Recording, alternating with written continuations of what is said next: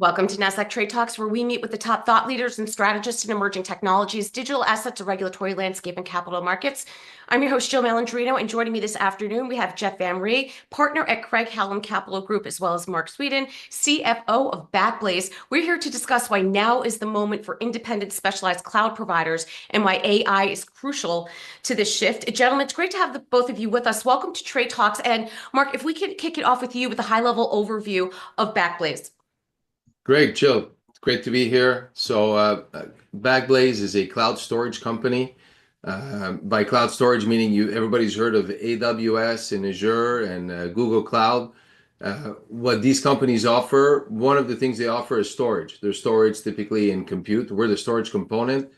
We offer a comparable storage to that at 80% below what they price it at, and we run it in a very profitable way. The company's been around for 17 years, went public in 2021, and we sell to 500,000 customers in 175 countries.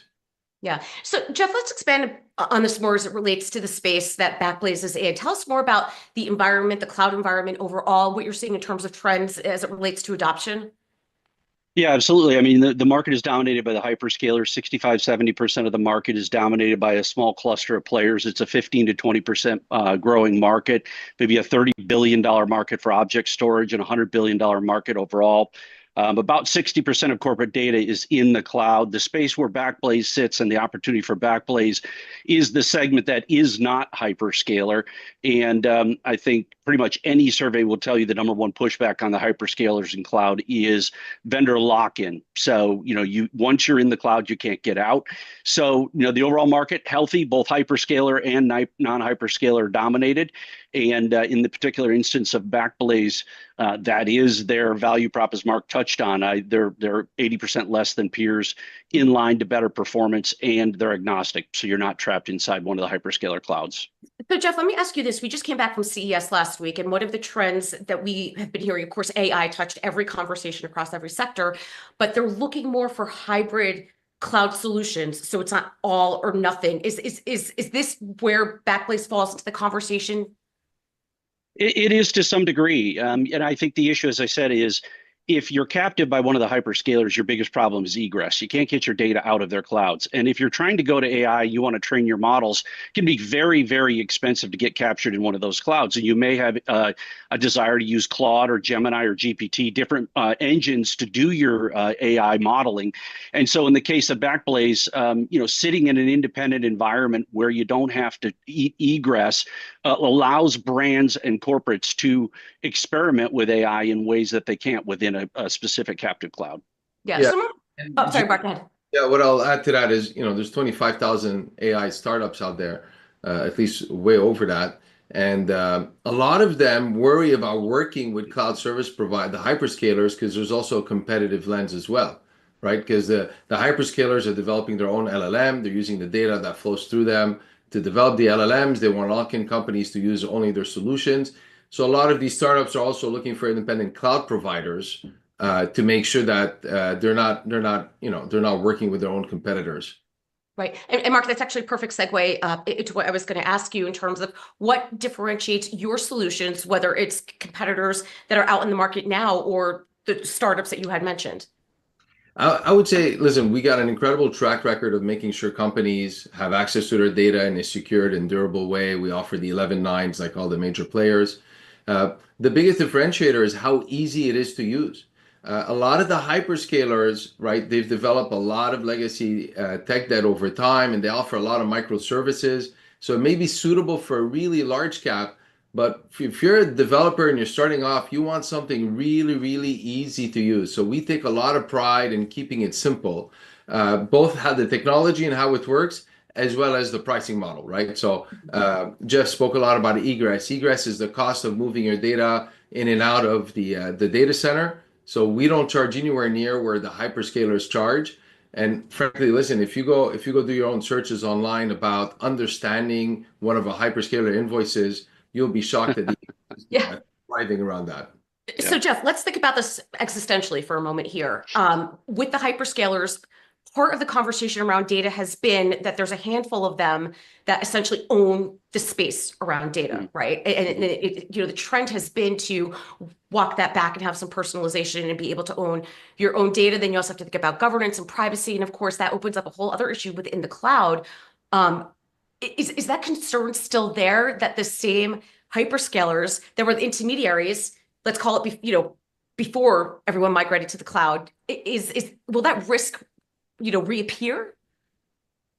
I don't know if I could give you a great answer. I think, I mean, if I understand the question, I think there's a very distinct market here where Backblaze is going to play and where the hyperscalers cannot get.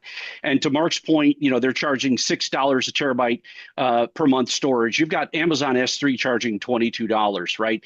Amazon's going to charge you $50 to get your data out. Blaze doesn't charge anything. So if you're large and you're willing to be captive within that one cloud, and you're going to use the Amazon CDN, for instance, for delivery, it doesn't really matter. But if you want the independence of being able to use the AI engine of your choosing or use the CDN engine of your choosing, and you care about cost, you're going to stay out independent. So to me, we just did a deep dive of this whole industry. We looked at all of the players. We just published a note like a month ago, and it very distinctly divided a market right down the middle. There's the people that are comfortable being captive in a hyperscaler, and there are the independents. And the independence to me is what's exciting right now. Yeah, and I think that was you articulated it better than I did. Back to that point where if you use a hyperscaler, you're beholden to what is available, right? So it was kind of it was articulated better than the way that I had asked it. But when Marc, when you think about Backblaze because this technology is emerging so quick, we all know the rationale behind Moore's law. What's next for the company? What do you see next for the industry overall? Because our conversation could look very different in a year or two from now.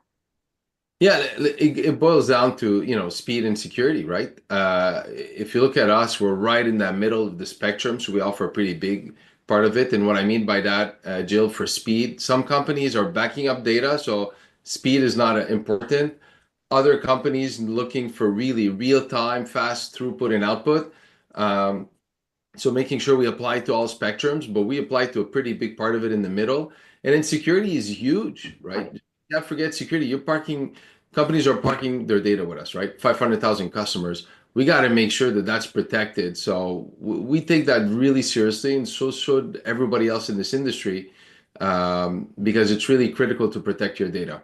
Yeah, well, and Marc, I would, if I could, just Jill, one add on to that. If you look at what Marc just said, and you look at the hyperscalers, again, that big complaint is being captive and having to pay egress fees. What they're complaining about is bills. A lot of times the bill is 50% made up of not what you originally signed up for, but usage. And so also I would add to that, in an environment where cost matters and people are trying to figure out where they can find some incremental margin, when you can get the performance and not have to pay the incremental cost, it's going to be really good for the independent players. Yeah, Marc, I want to go back to you for a moment. And Jeff, if you can follow up on my question.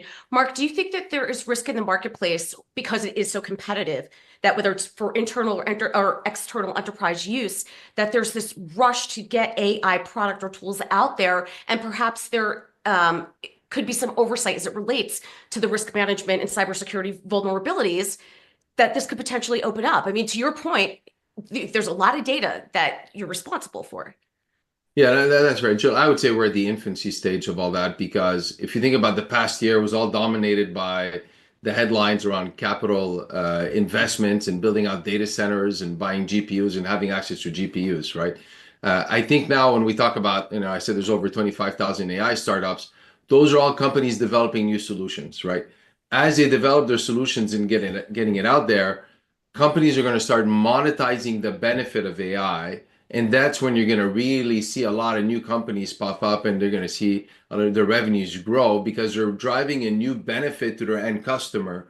And the reality is, a lot of us use ChatGPT and Gemini and all these tools, but we're not at that stage yet where AI is coming in and those 25,000 startups are really fully monetizing solutions that we should all be consuming. So I would say we're still at the infancy stage. So the risk you point out will obviously always happen in anything you do. But I think the more important part is we just started, what's going to be a really long cycle of productivity improvement. Yeah, it really is interesting. And Jeff, I'm going to ask you the same question in terms of how you feel about being sensitive to some of the cybersecurity vulnerabilities, but I also want you to put on your analyst hat for a moment here. You have to start questioning with the investments that were made into AI or the rush to get there. Are you starting to see the ROI on that? What are you hearing from companies? What are you hearing from investors? Yeah, it's the typical adoption curve. The hype cycle, everybody dove in. We're super excited. Boy, we're going to use this and we're going to expose all of our information to customers, and customers can ask us anything. And then they realized, oops, certain data is slipping into our models that shouldn't be exposed. We got to rethink our use cases. And a lot of the use cases went from external facing towards the customer to let's solve something internally, like development, like Satya Nadella. Microsoft just reorged their entire R&D org around AI and what it can do internally and agentic AI. And so a lot of the use cases have pivoted from these grandiose views and realizing, boy, we do have vulnerabilities, to your point, on security. We have vulnerabilities because there's data in there, the quality of data, is it really ready to expose, et cetera. So a lot of the use cases came back into, let's improve our development, our internal DevOps organizations. Let's use it for internal analytics and get smarter internally, but not expose the outcomes to external users. And it's getting better. And eventually in my opinion, get back into that curve where they're exposing a lot of it to end users. But I have some companies I cover, I see doing some very, very fascinating in law enforcement and others use cases. Who's under your coverage? So I cover companies like Celebrite, who does a lot of extraction and analysis of data under law enforcement, court order, of course, of a cell phone. They take all that data and the entire data of an investigation, analyze it using AI, and come to a conclusion that an individual in 20 years would not be able to come to. That's a great use case because there's margin for error. They can double check and make sure the engine was correct. But at this point, whether it's security or the quality of the hallucinations or other outputs, AI is not mature enough. So certainly there's a slowdown, hit the brakes. How can we use this cautiously and appropriately? Yeah, but Marc, it could also be, once we start to learn and understand this more deeply, you could also use this predictive technology to be more aware of vulnerabilities, mitigate, and then respond faster as well. So you could, you could think about it from that perspective as it could apply to a cyber tool. 100%, 100%. Look, I mean, first of all, the amount of AI companies showing up to our platform and is using it is really positive. It's really huge, which is a big benefit. At the same time, like anybody else, we're looking how to improve our productivity. But the one you just pointed out, Jill, is probably the most important one, which is how is AI being used to monitor any abuse of usage on the platform and remediate that as fast as possible. That's the most powerful way of using it. Yeah, and I could just add on to that, Jill. A company called PagerDuty, who I also cover, deals with outages. Your systems go down. Everybody wants to understand, why did it go down? What's the problem? You think about the major CrowdStrike outages we just had. This analyzes it, and they're using AI to analyze the outage and let somebody, an executive, query in natural language, hey, where's our system? What caused it? And when are we going to be back up?